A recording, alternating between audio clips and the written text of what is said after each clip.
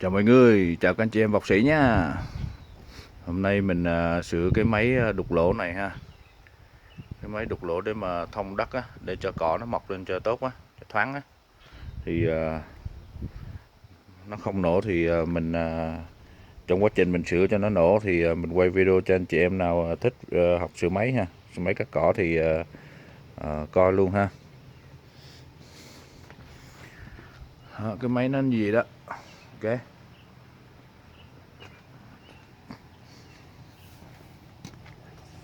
Thì thường thường mà sửa máy thì mấy cái máy mình không biết là nó đến từ đâu ha, nó được bảo hành tốt, nó được để trong gara trong nhà tốt, trong kho, hay là nó quăng đại ở ngoài ngoài sau hè, ngoài vườn đồ gì đó ha.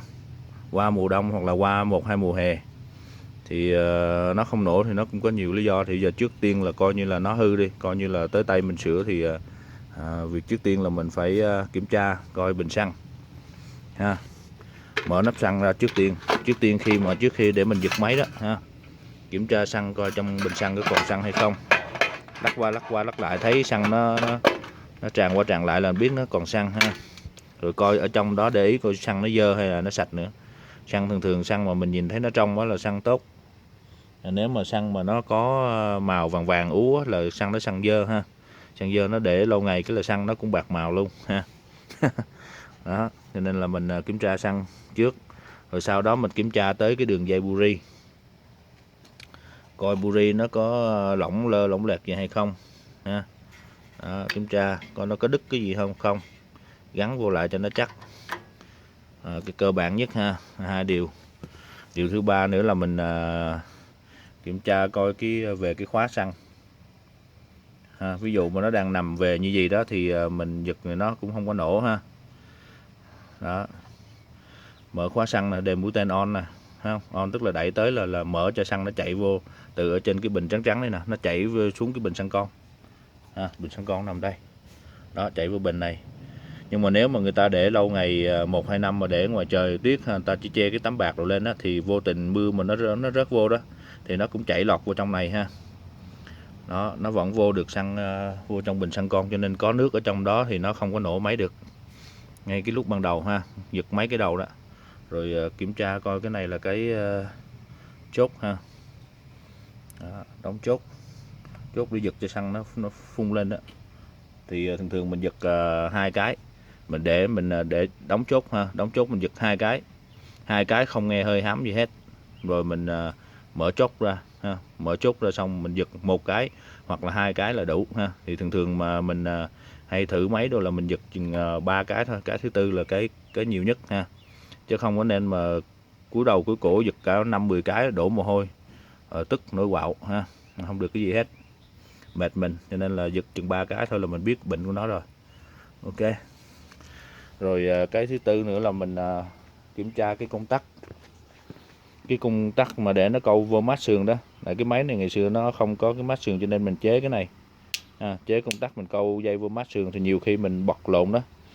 Tại vì chế mà nó đâu có để nút on off được đâu, cho nên là nhiều khi mình bật thì nó bị mát sườn á, giật hoài không nổ ha. Rồi kiểm tra cái công tắc on off nữa. Ok. Rồi máy này thì giật nổ nó nằm yên chỗ thôi, chỉ có khi nào mà mình kéo cái cần này xuống nè. Đó, kéo cần này xuống thì dây beo nó căng ra ha. Đó, dây beo nó căng ra thì nó mới chạy thôi. Đó, còn thả ra nó đứng chỗ ha, chứ không có gì hết. Còn cái cần này thì hạ xuống để cho mấy cái dàn lưỡi dao đó nó rớt xuống đất ha, nó xuống để cho nó đục ở dưới đất. Nằm trên thềm xi măng cho nên là phải bể nó lên. Rồi ok, thì bây giờ mình giật coi thứ bệnh nó như thế nào nha.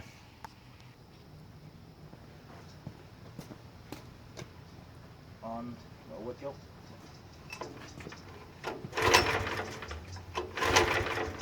đóng chốt, không gây ám gì hết ha. Bật thử công tắc cho mát sườn không. Ok. Rồi, không nổ ha, không nổ và không nghe hơi hám gì hết. Bây giờ mình vô mình kiểm tra cái buri. Giờ mình kiểm tra buri coi buri nó bị chết chưa ha. Buri nó có đánh lửa hay không. Ok, nó không đánh lửa ra là buri chết, là mình phải thay buri mới. Buri còn hoạt động tốt. Ok.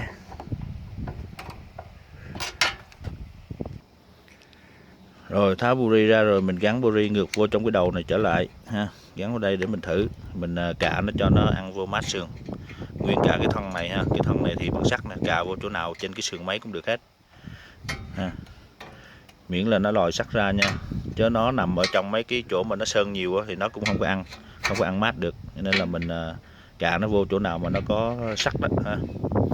Rồi mình giật thử này, giật để mình coi thử buri nó chết hay không, hay là nó có bị, nếu mà nó không có lửa thì nó có hai nguyên nhân, ba nguyên nhân ha, ba nguyên nhân. Một là cái cuộn để mà đánh lửa đó, cuộn mô bin đánh lửa đó thì nó bị cháy ha, cháy. Thứ hai nữa đó là buri bị cháy.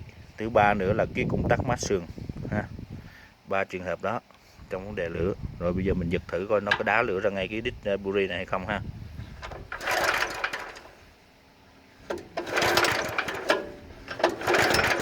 Không có, mình kiểm tra lại cái công tắc mát sườn coi. Hồi nãy mình mở lên, giờ mình mở xuống, có ha. Đó, nghe tẹt ha. Ok, rồi có lửa.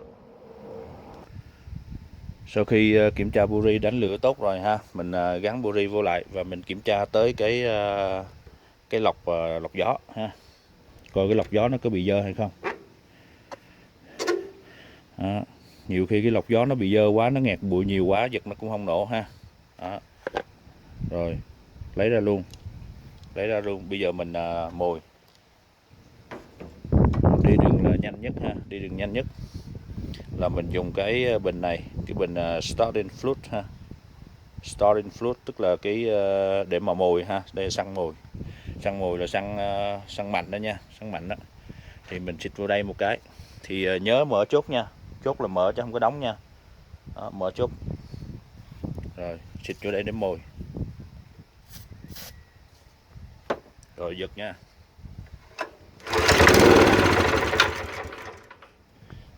Ok.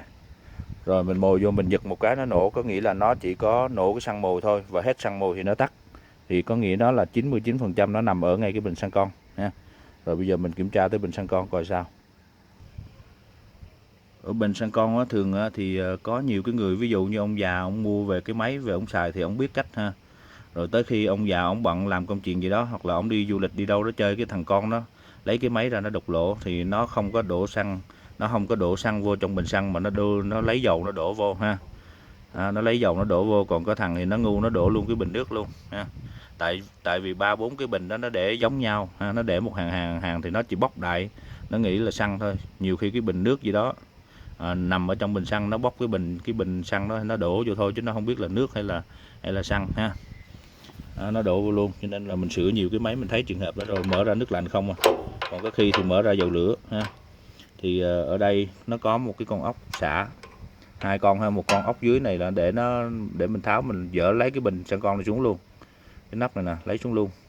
Còn đây là cái nút để cái con ốc để xả. Thì mình lấy khăn mình lót vô ha, mình nhích nó ra khoảng chừng một vòng ha. Một vòng hoặc là hai vòng để mình đó, anh chị em thấy nước sét không? Cái nước đầu tiên là nước cát ha. Đó, cái cát nè, nó ra vàng nè ha. Đó, này là xăng dơ nha, thì mình xả nó một chút. Mình xả ra cho nó hết cái phần xăng dơ này thì hoặc là nước lạnh đó thì nó sẽ chảy ra. Thường nước thì nó nhẹ hơn xăng. Nha, cho nên lúc nào nó cũng nổi lên bình thì mình tháo ra là mình nhìn cái đó mình biết liền à.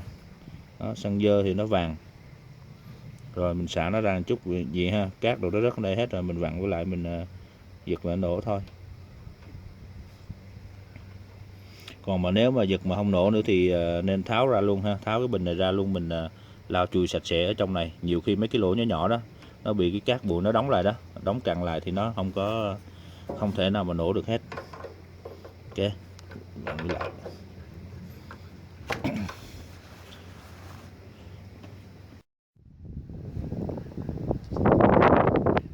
Tháo cái bình xăng con ra ha. Mình thử xịt cái móc này rồi mà nó cũng còn cứng ha.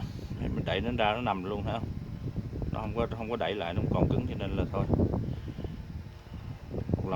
khó tháo ra chùi cho nó sạch sẽ luôn.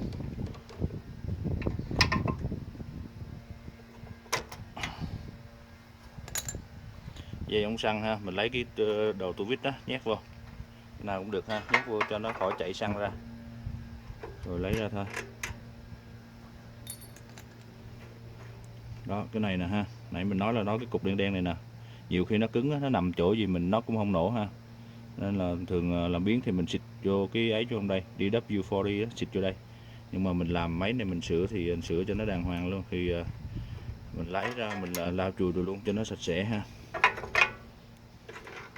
Dù mấy cái đó là cái nhỏ thôi, nhưng mà mình phải làm cho nó đâu đó đàng hoàng nè ha. Nó cứng chỗ nè ha.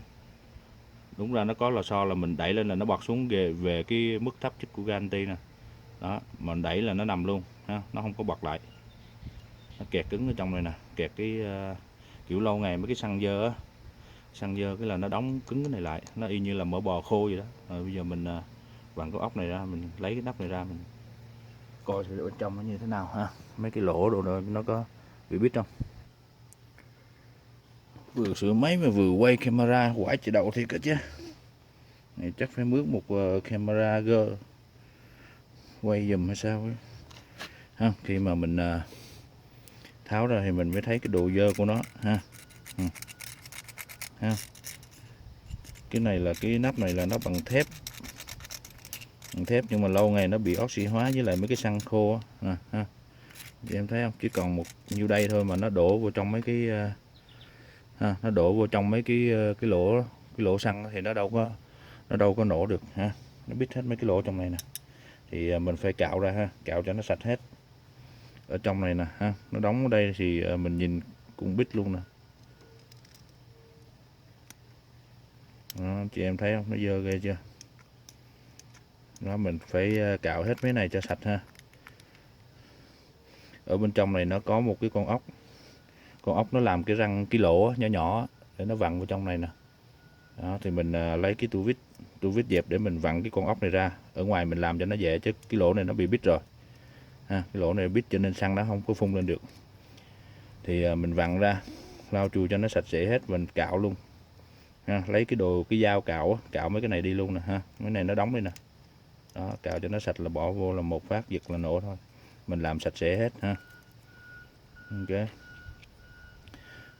xong rồi mình xịt cái này là cái chốt nè, cái đồng tiền là đóng mở nè ha, chốt nè. Đó, rồi mình xịt ở chỗ này luôn. Đó, nãy mình nói nè, đó nó đóng như vậy nè, nó bít cái lỗ lại thì hơi nó không có vô được ha, cho nên là máy nó cũng không có nổ. Cho nên khi mà tự động mình chỉnh cái garanti á, thì nó hơi mở như vậy ha.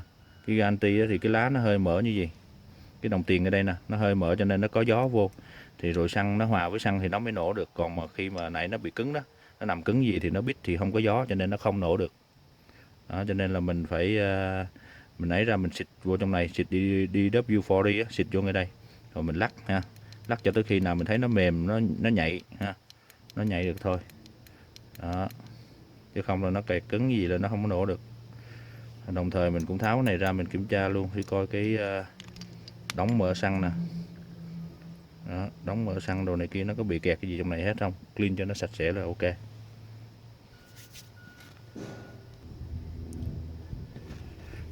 Anh chị em để ý phía bên trong ha, cái chỗ cái đồng tiền nè, bên trong này nó có 3 cái lỗ nhỏ ha. Trong camera thì chắc không thấy nổi rồi, lỗ nó quá nhỏ luôn.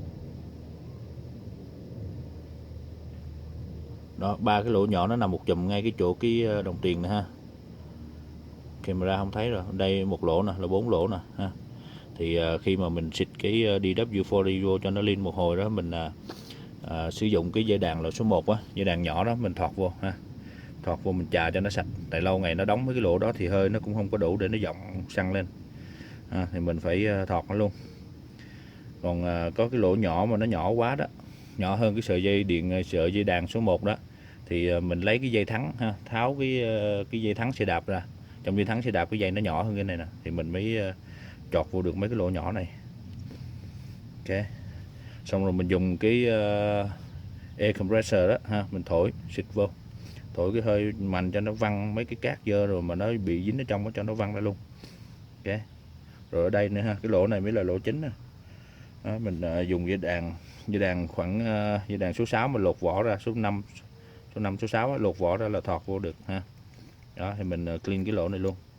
Lỗ này mình này là bị vặn nó bấy rồi, mình vặn nó không có ra con ốc này, cho nên là mình chỉ cần thông cái lỗ thôi, chứ không cần phải vặn con ốc trong này ra đâu. Nếu mà vặn ra được thì mình chùi nó sạch sẽ hơn càng tốt, còn không là mình chỉ lấy cái cây ấy mình thọt vô thôi, mình chùi cái lỗ đó xong mình xịt air compressor mình xịt vậy là xong thôi ha. Cái này xịt lỗ này nữa. Nói chung là nhìn thấy chỗ nào có mấy cái lỗ là mình thông cho nó hết để cho mấy cái dơ, mấy cái cặn nó lâu ngày nó bám ở trong đó đó. Rồi nó biết mấy cái lỗ này hơi xăng rồi nó không có đủ, nó không có lên đủ thì nó không có nổ, hoặc là nó khó nổ nữa. Ok. Rồi sau khi chùi bình xăng con đồ sạch sẽ đó hết rồi, gắn vô lại ha. Bây giờ giật thử nha. Chốt giật.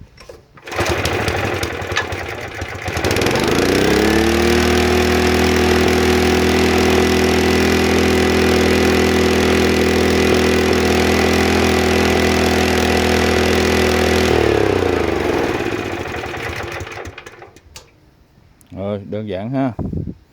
Anh chị em nào thấy video hữu ích thì nếu mà nhà có máy tự sửa ha, bằng cách gửi cho mình $1 nha.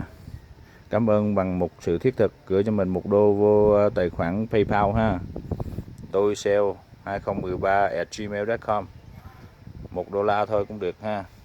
Chứ những lời cảm ơn bên dưới nó không giúp ích được gì được đâu. Những lời cảm ơn đó chỉ là đánh chữ thôi, không có thiết thực. Ok.